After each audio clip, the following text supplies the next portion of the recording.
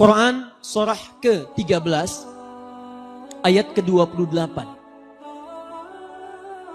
Ditafsirkan dengan Quran surah ke-20 ayat ke-14.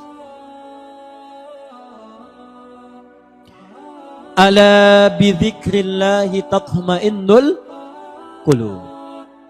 Yakinkan pada dirimu kalau zikirmu benar kepada Allah, maka dampaknya ke hati akan tenang. Tahan.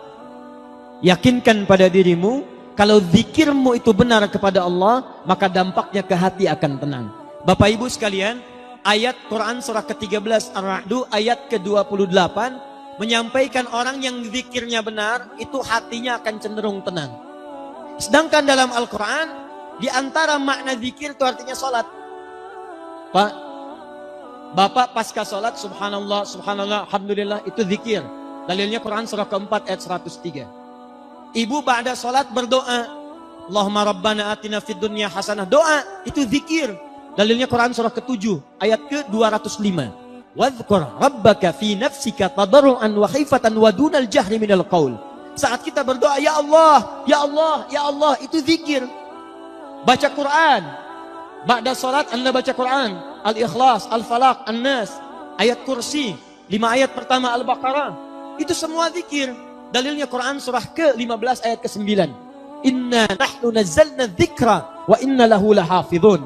Kami turunkan Al-Quran sebagai zikir. Jadi kalau kita selesai salat, qul huwallahu ahad, qul a'udzu birabbil falaq, qul a'udzu birabbin nas, Allahu la ilaha illa huwal hayyul qayyum. Itu kita sedang berzikir pada Allah Subhanahu wa taala. Penghafal Quran berzikir. Bahkan orang yang hafal Quran, zikirnya 4 kali lipat dibandingkan dengan orang-orang biasa. Karena hafalan Quran disebutkan oleh Quran 4 kali dibandingkan dengan bacaannya saja.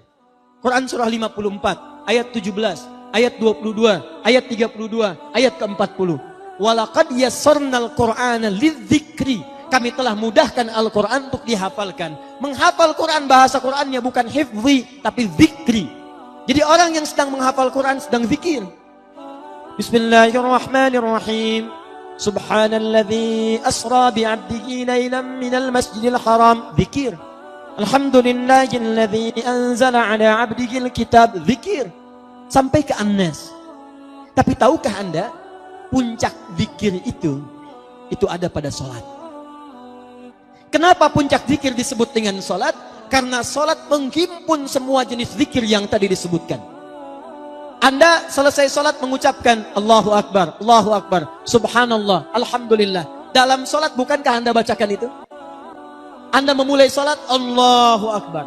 Mau ruku Subhana rabbiyal azim wa bihamdi. Sujud Subhana rabbiyal a'la. Kalimat-kalimat zikir yang biasa disebutkan muncul dalam salat. Baca Quran itu zikir. Bukankah dalam salat baca Quran? Al-Fatihah itu Quran. Setelah baca Al-Fatihah, kita baca Quran. Berdoa itu zikir. Bukankah salat disebut dengan doa? Ruku, doa. Duduk di antara 2 sujud, doa. Jadi kalau ada orang berzikir saja baca Quran bisa tenang, maka orang salat, Quran surah ke-20 ayat ke-14. Innani anallahu la ilaha illa ana fa'budni wa aqimis salata li dzikri.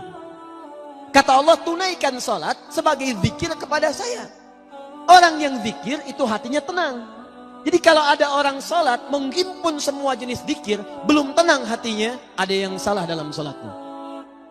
Jadi mohon maaf Bapak Ibu sekalian, baca Quran saja, kalau benar bacanya kata Allah, itu hatinya tenang. Ibu kalau nggak percaya silakan Bu ya.